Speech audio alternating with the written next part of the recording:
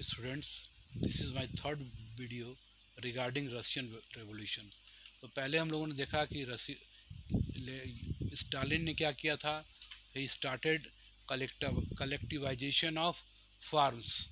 तो ये जो प्रोग्राम था उसके बहुत बुरे परिणाम पड़े, और देखते हैं कि लगातार है तो वहाँ पे अकाल आती है। लगभग 5 मिलियन, लगभग 50 लाख जो किसान थे वो है सो 1932-33 के अकाल में मर जाते हैं। अब अगला हमारा देखते हैं कि क्या है कलेक्टिवाइजेशन। जो कलेक्टिवाइजेशन ऑफ एग्रीकल्चर है।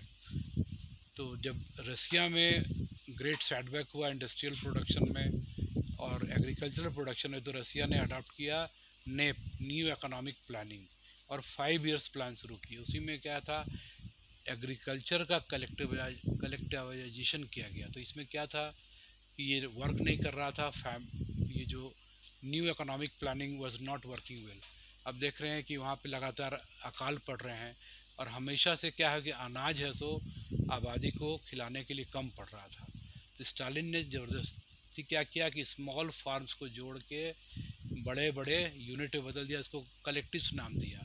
और जो बड़े किसान थे, बड़े फार्म थे, वहाँ पे अच्छे तरीके से काम हो सकता था और इक्विपमेंट हायर कर सकते थे वाइटल टाइम्स ऑफ हार्वेस्टिंग के समय में।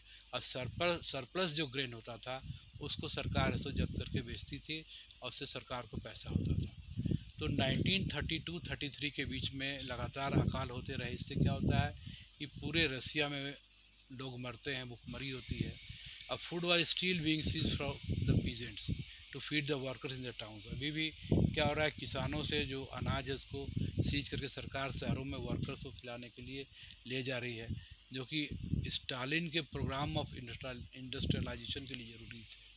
तो देखते हैं कि between 5 and 7 million people died as a result of the famine, which many believe was caused by peasants. क्या किसानों के कारण ऐसा हुआ?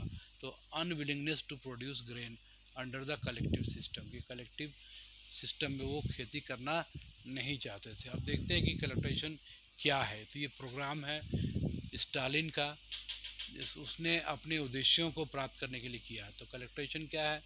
Small farms, all small farms would be gathered together to form one large massive farm called collectives। ये जो collectives थे would use science and machinery। क्या करेंगे वो कि विज्ञान का और मशीनरी का प्रयोग करेंगे इसको क्रॉप प्रोडक्शन बढ़ाने के लिए। तो by 1930 50% of all farms in USSR had been collectivized, कि 50% खेत जो रसिया में थे उसको कलेक्टिवाइज कर दिया गया। और 1930 आते थे 90% जो खेत थे यूएसएसआर में, union of Soviet socialist Republic जो रसिया का पुराना नाम था, उसके 90% जो खेत है सो 1938 आते आते है सो कलेक्टाइज हो गए। अब देख रहे हैं इफेक्ट्स क्या हुआ कलेक्टाइजेशन का, कि despite the huge demand for food and modernisation of agriculture, कि भोजन का क्या है कि बहुत ज़्यादा डिमांड है और खेती को मॉडर्नाइज किया जा रहा है कलेक्टिवाइजेशन के द्वारा। Such as the introduction of tractors, the amount of grain produced actually fell as did the number of livestock. क्या हो रहा है कि एक तरफ तो अनाज का प्रोडक्शन बढ़ रहा है, कि पशुओं का प्रयोग नहीं हो रहा, पशुओं की संख्या घट रही है। तो मैसिव इंडस्ट्रियलाइजेशन प्रोग्राम जो था जिसको कि सोवियत यूनियन लिया था, इससे क्या होता है कि ज़्यादा भोजन की आवश्यकता होती है, कि खेतों से अधिक है सो अनाज है सो शहरों में भेजा जाए।